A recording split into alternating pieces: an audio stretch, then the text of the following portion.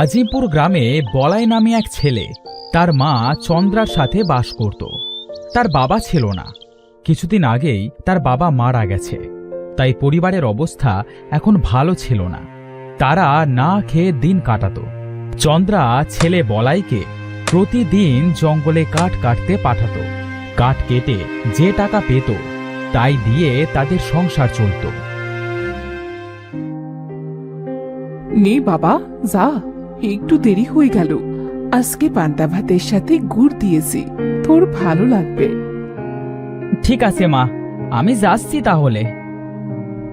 বাবা তুই আমাকে মাফ করে দিস, আমি তোকে এত ছোট বয়সে কাঠ কাটতে পাঠাই। না মা, এতে তোমার কোনো দোষ নেই, সবই আমাদের ভাগ্য। তোকে একটা সাইকেল কিনে দিতে পারলেও তুই সেটা চালিয়ে যেতে পারতিস, কিন্তু সেটাও তো ভাগ্যে জুটলো না। মা, তুমি দুঃখ করো না তো, একদিন আমাদেরও সব হবে। আমি চললাম, আমার আবার দেরি হয়ে যাচ্ছে। যা বাবা, সাবধানে যাস, আর সন্ধ্যের মধ্যে বাসায় ফিরে আসিস। কাঠ বিক্রি করে আজ যে টাকা পাবি সেটা দিয়ে হাট থেকে চাল ডাল কিনে আনিস। বলাই তার মায়ের থেকে বিদায় নিয়ে কাঠ কাটবার উদ্দেশ্যে কাঁধে কুড়াল আর ভাতের থালা নিয়ে হেঁটে হেঁটে জঙ্গলের উদ্দেশ্যে রওনা দিল।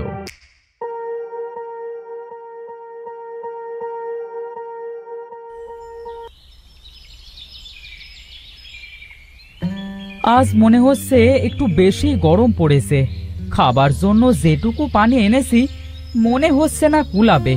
কি যে করি।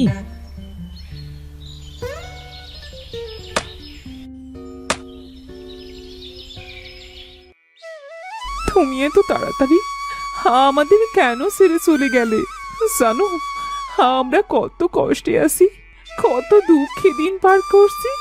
জানো আমি আমাদের আদরের ছেলেটাকে জঙ্গলে কাঠ কাটতে পাঠাই, সে খুব কষ্ট করে হেঁটে ওই গভীর জঙ্গলে যায় কাঠ কাটতে, আবার সেটা বাজারে নিয়ে বিক্রিও করে।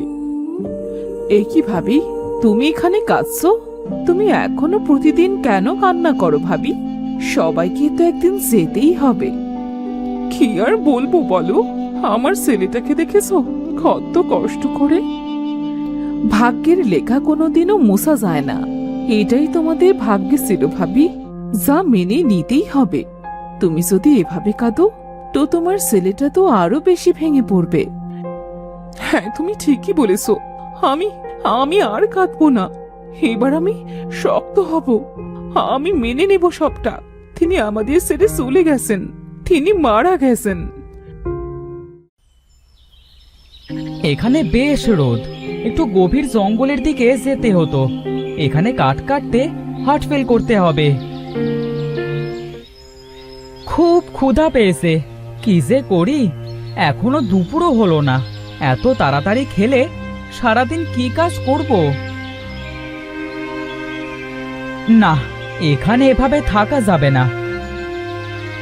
যাই, জঙ্গলের গভীরে গিয়ে ছায়াতে কাঠ কাটি। জঙ্গলের এদিকটায় তীব্র রোদ সহ্য করতে না পারায় বলাই তার জিনিসপাতি সব গুছিয়ে নিয়ে সেখান থেকে জঙ্গলের গভীরে যেতে থাকে। ইস, আমার কাছে যদি একটা যান থাকতো তাহলে কত ভালোই না হতো। আমাকে আর এভাবে কষ্ট করে হেঁটে যেতে হতো না।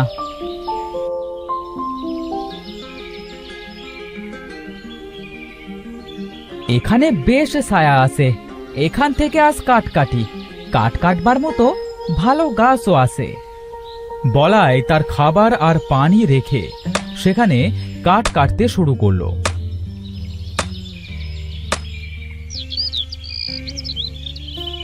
কিছুক্ষণ পর জীর্ণ বস্ত্রের এক অসহায় বৃদ্ধ এসে তার কাছে খাবার চাইল।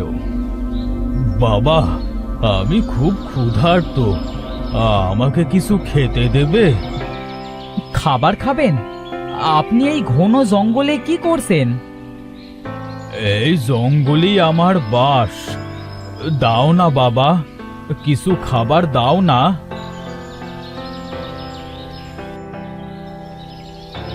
এই নিন, বেশি কিছু নেই, এইটুকুই আছে। এতেই আমার হয়ে যাবে। বলাই নিজে ক্ষুধার্ত থাকবার শর্তেও তার নিজের কাছে থাকা সামান্য খাবারটুকু নিজে না খেয়ে বৃদ্ধকে খেতে দেয়। বৃদ্ধ সবটুকু খাবার ও পানি খেয়ে নেয়। তুমি অনেক ভালো বাবা, তোমাকে অনেক ধন্যবাদ। আচ্ছা চাচা, আপনাকেও ধন্যবাদ। আমি তাহলে আসি, আপনিও জঙ্গল থেকে চলে যান। কেন বাবা, আর কাঠ কাটবে না?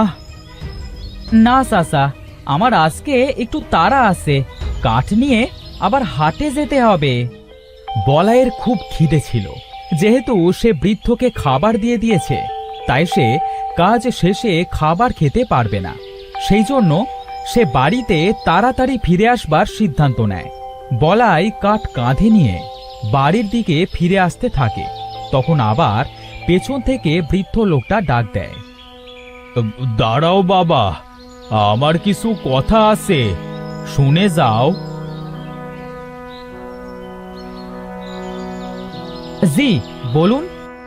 তুমি খুব সৎ আর দয়ালু, আমি তোমাকে কিছু দিতে চাই। বলো, তুমি কি চাও? আমি কিছুই চাই না, আর আপনি কি বা দেবেন আমাকে?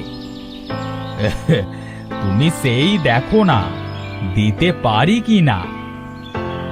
না দাদু, আমার আর কিছুই লাগবে না। আপনার আর কিছু লাগলে বলুন, আমি দেওয়ার চেষ্টা করব।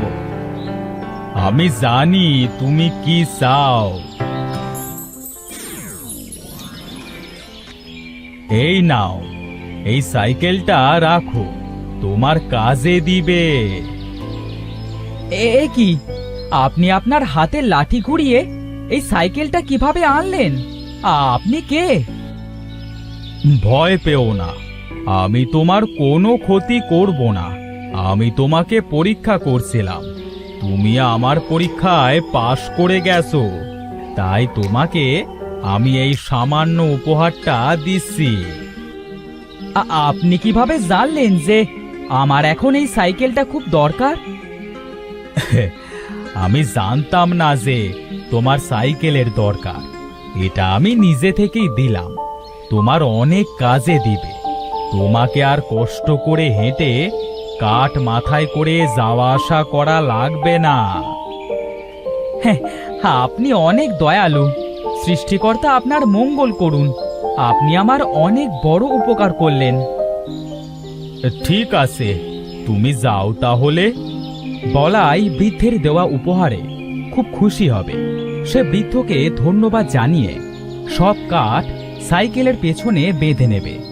এরপরে চলা শুরু করবে, কিন্তু কয়েকটা পাক দিতেই সাইকেলটা উড়তে থাকবে। এ কি, এ কি হচ্ছে? এটা আকাশের দিকে যাচ্ছে কেন? আমাকে উড়িয়ে নিয়ে যাচ্ছে কেন?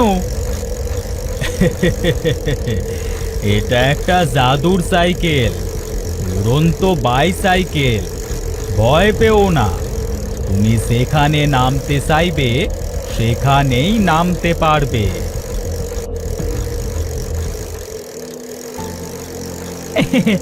এবার আর আমার কোনো দুঃখ থাকবে না। আমি উড়তে উড়তে কাজ করতে আসতে পারবো। আমার কোনো কষ্ট রইল না। এখানেও কিছু কাঠ কেটে রেখেছিলাম, যাই নিচে গিয়ে নিয়ে আসি। সাইকেল, তুমি আমাকে আমার রাখা কাঠগুলোর ওখানে নামাও। এই তো, এবার তাড়াতাড়ি কাঠগুলো নিয়ে আবার আকাশে উড়াল দি।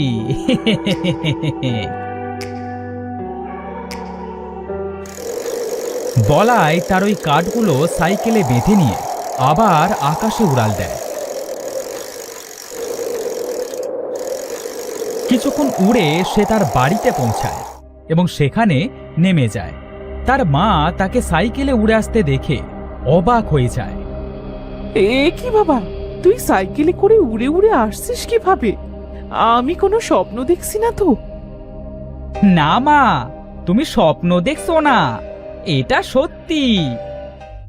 কিন্তু এই সাইকেলটা কার? এটা তুই কোথায় পেলি? আর এই সাইকেলটা উড়ছেই বা কিভাবে? মা, এটা উড়ন্ত বাইসাইকেল। বলাই তার মাকে সব ঘটনা খুলে বলে। তার মা শুনে অবাক হয়ে যায়। আমি তো এখনো বিশ্বাস করতে পারছি না। আমার মনে হচ্ছে আমি স্বপ্ন দেখছি। তবে সাহায্যের বদলে তোর প্রতিদান নেওয়া উচিত হয়নি। উনি আমাকে জোর করে দিয়েছেন মা, আমি কি করব বলো? তার কাঠগুলো তো বাজারে বিক্রি করতে যাবি, নয়তো আজ কি খাবো? আমার খুব খিদে পেয়েছে। এখন যদি সামান্য পান্তা ভাত আর ঝাল হতো, খুব ভালো হতো।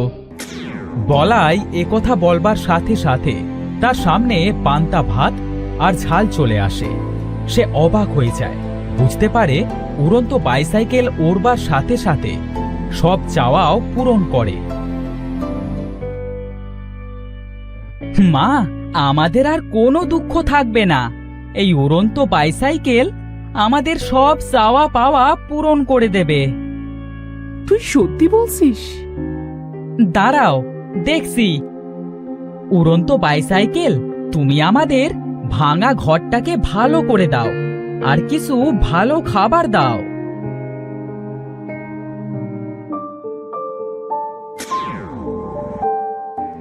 সৃষ্টিকর্তা আমাদের দিকে ফিরে তাকিয়েছেন। এখন আমাদের আর কোনো দুঃখ থাকবে না রে।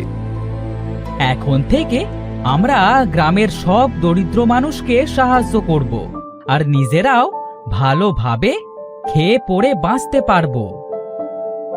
বলাই এবং তার মা চন্দ্রা উড়ন্ত বাইসাইকেল পেয়ে তাদের সব দুঃখ দূর করে। এছাড়া গ্রামের অসহায় মানুষদেরও সাহায্য করে।